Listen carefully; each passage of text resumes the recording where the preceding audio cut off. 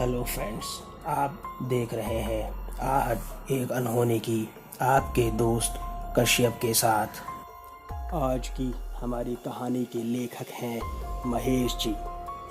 कहानी में आगे बढ़ने से पहले आप मेरी चैनल को सब्सक्राइब ज़रूर कर लीजिए और ऑल नोटिफिकेशंस भी ऑन कर लीजिए ताकि आपको मेरी चैनल के वीडियोस की अपडेट तुरंत मिलती रहे।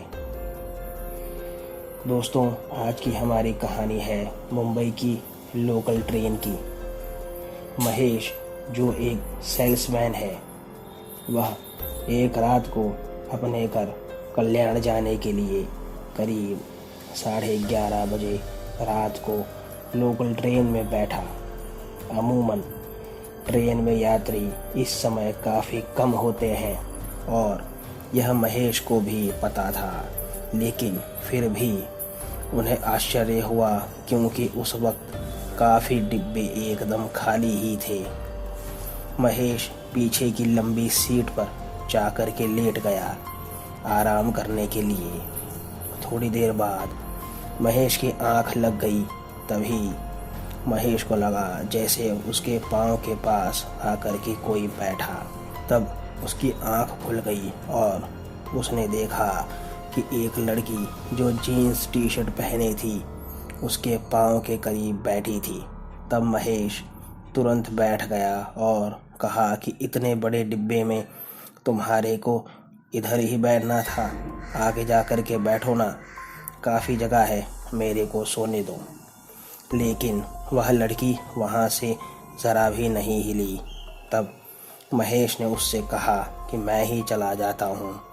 ऐसा कहकर वह वहाँ से उठकर सामने की सीट पर जाकर के लेट गया।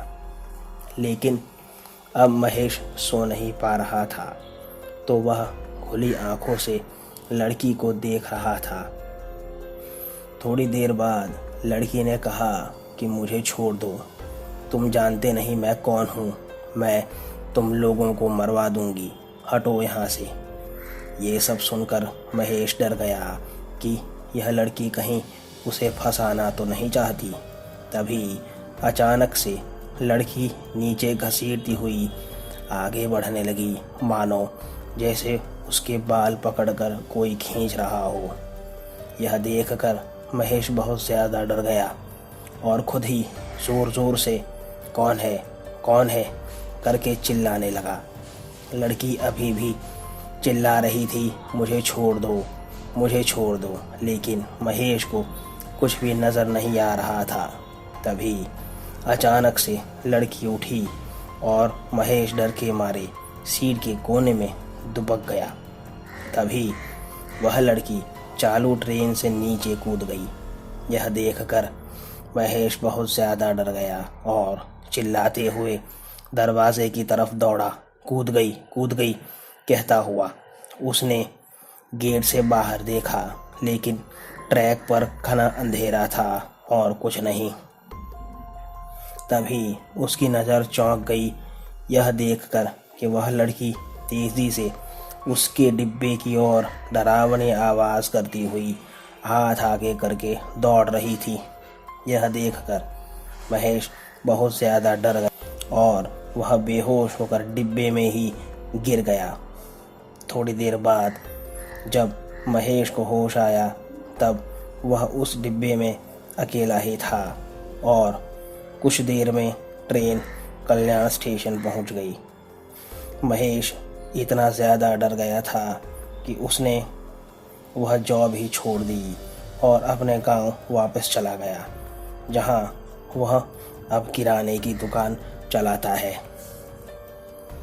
दोस्तों, कैसी लगी आपको आज की कहानी? अगर आपको कहानी पसंद आई हो तो वीडियो को लाइक और चैनल को सब्सक्राइब करना ना भूलें। और अगर आपके पास भी ऐसी कोई कहानी है तो हमें ज़रूर भेजें। मैंने अपना ईमेल एड्रेस डिस्क्रिप्शन बॉक्स में दिया है। तो मिलते हैं अगली कहानी में। तब तक stay home, stay safe. Thank you.